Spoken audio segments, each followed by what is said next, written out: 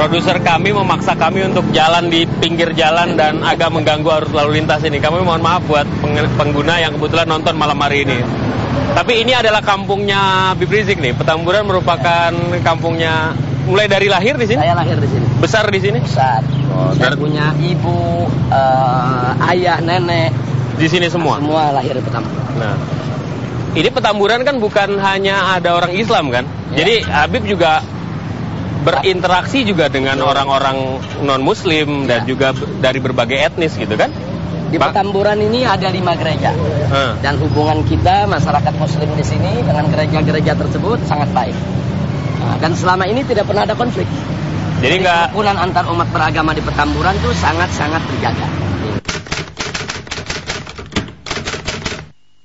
Nah, karena gereja-gereja yang ada semua resmi, tidak ada yang ilegal.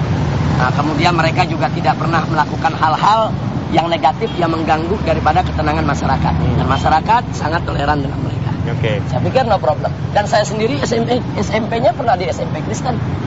Masa? SD negeri, SMP Kristen, kemudian SMA di SMA Islam. Nah, tapi tetap tidak mengganggu daripada saya punya akidah sebagai seorang muslim. Nah, sebenarnya kan dengan berinteraksi dengan masyarakat yang berasal dari golongan berbeda, agama berbeda, etnis yang berbeda, seharusnya kan bisa menumbuhkan kesadaran kebersamaan, Bib. Ya. Yang kelihatan sekarang, FPI sangat-sangat eksklusif. Ngebelain Islam, sekolah teologi dibubarin, bukan dibubarin, didatengin lah, dan lain sebagainya. Terus orang berpikir nih, semua orang harus jadi Islam nih di mata Habib Rizik. Kalau suatu ketika Habib Rizik jadi presiden misalnya, misalkan ini, saya nggak tahu beliau akan punya rencana atau enggak, nanti kita tanyain aja. Ya. Kalau seandainya Habib Rizik yang jadi calon pemimpin, bisa bahaya orang-orang yang bukan Islam. Gimana, Bib?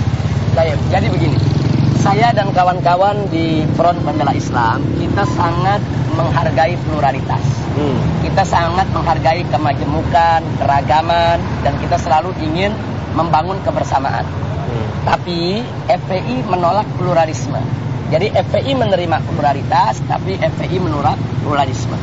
Dalam pandangan FPI ada perbedaan yang mendasar. Oke, perbedaannya? Kalau pluralisme itu adalah satu isme yang meyakini semua agama sama.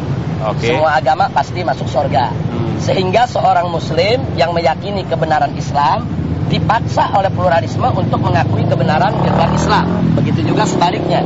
Seorang Nasrani, Kristen yang meyakini kebenaran ajaran Kristen kemudian dipaksa oleh pluralisme untuk mengakui kebenaran Islam.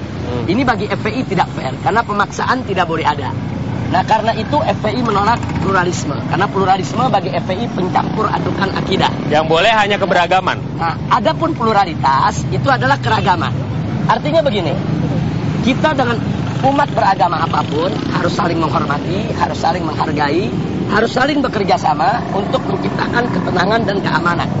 Biarkan si muslim meyakini bahwa agama Islam yang paling benar, selain Islam tidak benar. Dan biarkan si Kristen meyakini agama Kristen yang paling benar, selain Kristen tidak benar. Itu hak keyakinan dia, itu hak akidah dia. Tapi dia tidak punya hak untuk menghina agama lain. Jadi umat Islam sepanjang dia yakin agama Islam yang benar, selain Islam tidak benar, sepanjang dia tidak menghina agama lain, tidak ada masalah. Begitu juga Kristen. Silakan para pendeta untuk berteriak di gereja mereka agama Kristen yang benar, selain Kristen tidak benar. Itu hak mereka untuk berakidah, untuk beragama. Ini lebih fair. Jadi kita menjamin kebebasan seseorang untuk meyakini agamanya benar dan untuk tidak menerima agama lain. Ini pluralitas. Tapi bagaimana dengan kemajemukan macam ini merupakan satu keniscayaan, harus kita terima dan wajib kita terima. Nah, adapun isu-isu yang mengatakan FPI mendatangi teologi, FPI menutup gereja, ini tidak benar. Tidak ada satu gereja pun yang ditutup oleh FPI sepanjang kelahiran FPI. Adapun peristiwa-peristiwa yang terjadi, ada beberapa catatan, itu bukan gereja. Itu kalau dalam istilah FPI gereja liar. Rumah yang dipakai untuk ibadah ilegal. Jadi sebetulnya bukan persoalan agamanya, persoalan hukumnya. Kita jalan. Dari luar tadi ini kita masuk ke dalam, ini kompleks. Ini kompleks battle. Di kampungnya FPI ini ada kompleks gereja, ada sekolah penginjil, teologi dari SD sampai SMK. Laskar pernah datang nggak sini? Kenapa? Pernah datang ke Laskar? Kita datang kemari damai-damai aja. Silaturahmi. Dan konon kabarnya kebetulan pimpinan gereja di sini kawan sekolah saya, Pendeta Kiki. Teman sekolah SMP yang di sekolah SMP. Sekolah Betel dulu itu ya. Betul. Nah, nggak pernah ada, atau begini mungkin, nggak pernah didatengin karena kampungnya sendiri kali, nggak enak ribut di kampung sendiri. Yang jadi persoalan selama ini lingkungan Betel ini dengan semua perangkat sekolah yang dimilikinya, mereka tidak pernah bikin masalah dengan masyarakat. Bikin masalah tuh apa sih itunya? Ya, kategorinya? Artinya mereka di sini sopan, baik, santun, bergaul, tidak eksklusif. Nah, kemudian ditambah lagi memang tempat ini semua legal. Artinya mereka ada perizinannya, lengkap, terbuka, dan juga ada pelayanan masyarakatnya yang dilakukan juga secara terbuka, sehingga tidak menimbulkan keresahan di masyarakat. Nah, adapun di beberapa daerah saya lihat kenapa menimbulkan kerenggangan antara beberapa gereja atau sekolah-sekolah teologi dengan masyarakat. Pertama, ada yang bermasalah perizinannya. Kedua, ada yang bermasalah dengan perilakunya.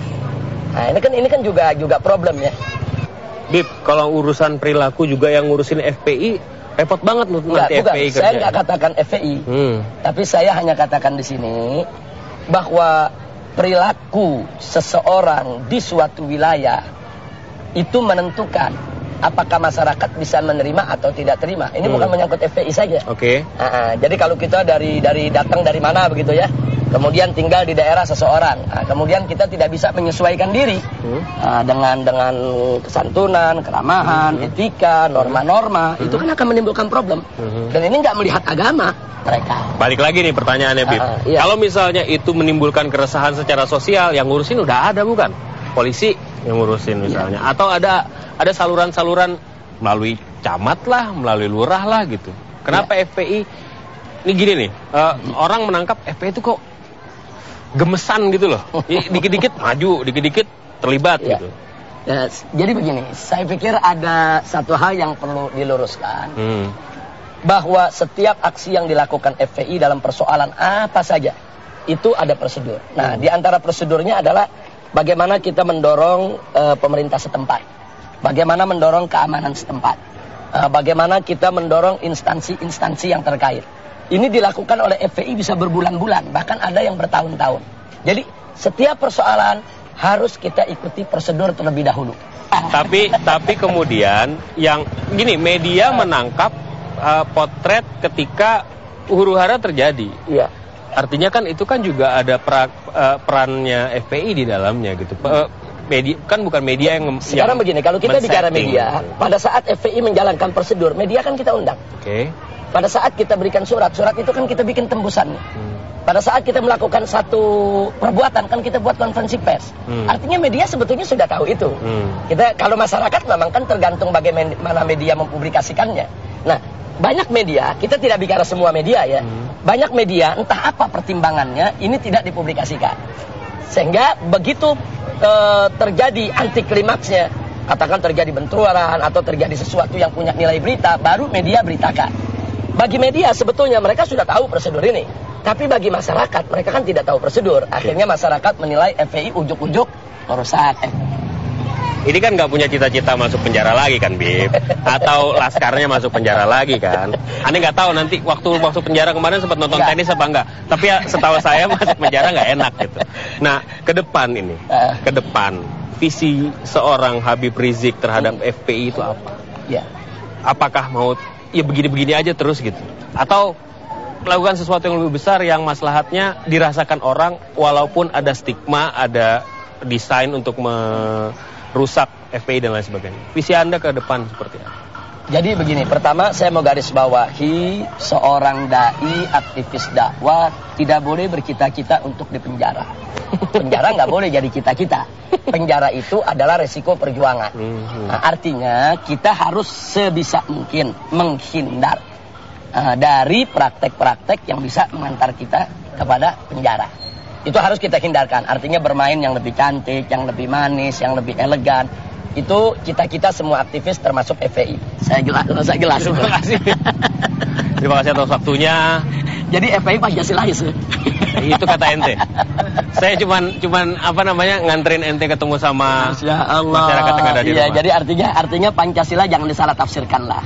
Pancasila jangan dijadikan alat politik dengan penafsiran yang menyimpang. Nah, mudah-mudahan Indonesia ke depan jadi baldah thayyibah. Amin. Dan mudah-mudahan insya Allah kita semua bisa mendapat barakah dari Allah. Amin. Terima kasih. Baik, jazakumullahu khairan jazaa. Sampai ketemu lagi. Sampai di sini kita ketemu minggu depan dengan tokoh yang lainnya. Ya.